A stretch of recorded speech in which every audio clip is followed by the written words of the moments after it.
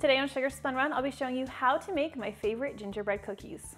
Hey Sugar Spun Bakers, Sam here, and today I am so excited to be sharing another carefully tested, well-researched, and perfected recipe. This recipe has been on the blog for several years now already. It is one of my favorite recipes and by far my all-time favorite gingerbread cookie. I'm so excited for you to try this one, so let's go ahead and get started. Now in a large bowl, we're going to combine 1/2 cup, which is just 1 stick of softened unsalted butter with 1/2 cup of firmly packed brown sugar. You can use light or dark brown sugar for today's recipe, and today I am using dark brown sugar. Just gives the cookies a little bit more of that molasses flavor. You'll also need 1/2 cup of unsulphured molasses. Add this in as well. Now you could absolutely use a stand mixer for today's recipe, but for today I'm just going to be using my electric hand mixer.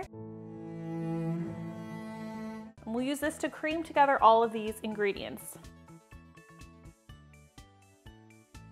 Next, we're going to need to add 1 large egg.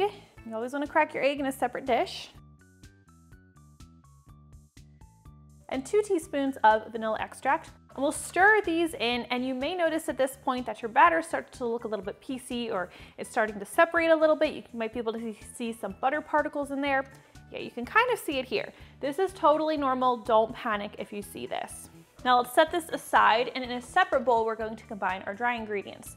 We're going to start with 2 3/4 cup of all-purpose flour. We'll also add 3/4 teaspoon of baking soda, a 1/2 teaspoon of salt. Now let's add our spices, which are going to make these cookies the best flavored gingerbread cookies you've ever had. You'll need 1½ teaspoons of ground ginger, 1½ teaspoons of ground cinnamon, 1/4 teaspoon of ground cloves, and 1/4 teaspoon of ground nutmeg. We'll just whisk these ingredients together.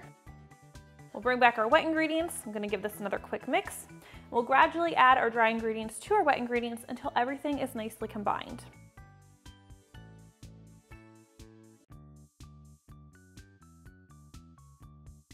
All right, switch over to my spatula. I don't like to overmix this batter, so once I have most of the flour combined, I like to switch over to stirring it by hand. So as I think you can tell, this is a pretty sticky dough. This is totally normal. It is important in order to get the perfect texture for a nice, chewy, but still sturdy gingerbread man, one that's perfectly flavored.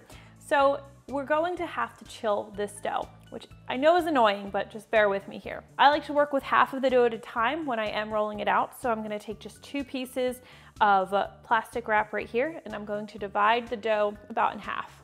And you can just see it's much too sticky to be able to manage at this point. Now we'll just wrap this up, and I like to make sure it's all formed together, first of all, because that's important, and then I just flatten it into a disc.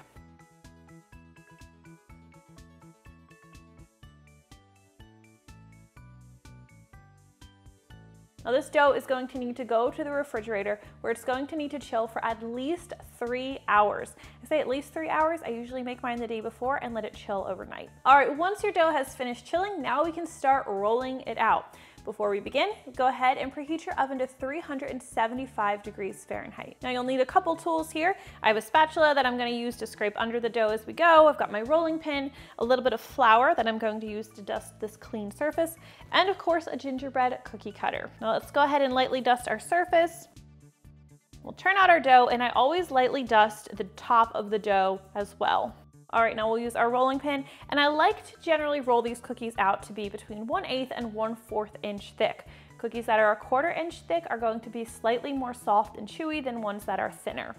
And as you can see, as I'm doing this, I'll take my spatula periodically and just scrape under the dough, because I want to make sure it's not sticking to the counter, because that'll make it really difficult to get those cookies off the counter. All right, this looks pretty good, so we'll take our little gingerbread man here. And I just like to shake them in a little bit of the excess flour, just so that way the cookie dough doesn't stick to them. We'll start making our cutouts.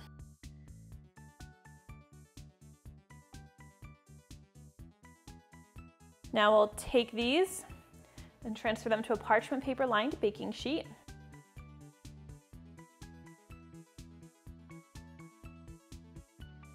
And of course, once you've cut out all of the cookies that you can regroup that dough, form it all back together, and re-roll it out, because you want to make sure you get as many cookies as you possibly can out of this dough. All right, our first tray is looking pretty good, so we can go ahead and take this over to our preheated oven, where these cookies are going to need to bake for about 7 to 8 minutes. Now, if your cookie cutter is larger than mine, you'll need a little bit more time. If your cookie cutter is smaller, you'll need a little bit less time, so please keep that in mind and always watch your cookies carefully. Now, these cookies are going to need to cool completely before we can put any icing on them, otherwise it's just going to melt. But while they cool, let's go ahead and start that icing. Now for our icing, I'm basically using the same icing that I use on my super popular sugar cookie recipe. It's really easy to make and it tastes so much better than royal icing. Now we're going to start with 3 cups of powdered sugar. I like to make a lot of icing because I want you to be able to decorate your cookies as much as you want, have fun with it. It's great to have a lot of icing, especially if you have kids decorating. But if you want, you can certainly cut this recipe in half. Today we are using 3 cups of powdered sugar though. Now I always measure out 4 tablespoons of milk, but we don't always need that much. So I'm going to start by adding just 2 tablespoons of my milk to my sugar. We're also going to add 2 tablespoons of light corn syrup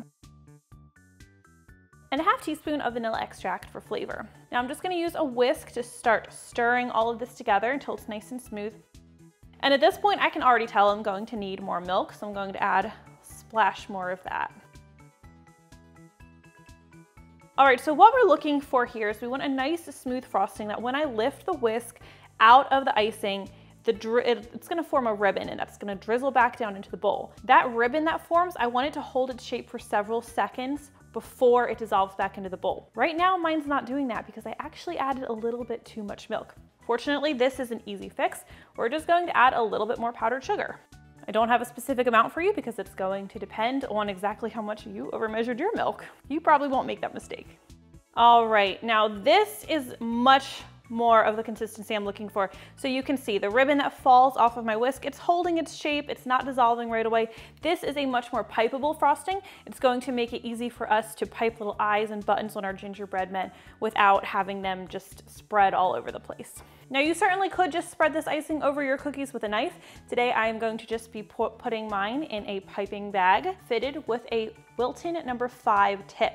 I like to use a nice small tip for the eyes and the buttons and the little clothing details. I'm just gonna do about half of the icing in here for now. So as you know, we've only baked half a batch of the cookies so far. And once our cookies have cooled, we can go ahead and start decorating. I'm a really bad decorator, so don't judge me too harshly here.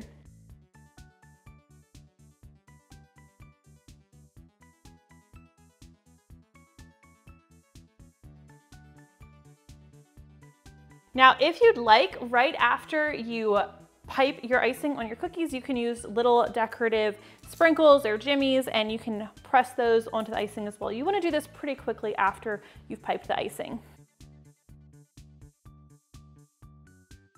All right, and that is how you make these super cute, super simple, and so flavorful gingerbread men cookies. I hope you guys enjoyed today's recipe, and if you try this one out, please let me know what you think. I always love hearing from you. Thank you guys so much for watching, and I'll see you next time. Does anyone else feel bad about this part? These are so good.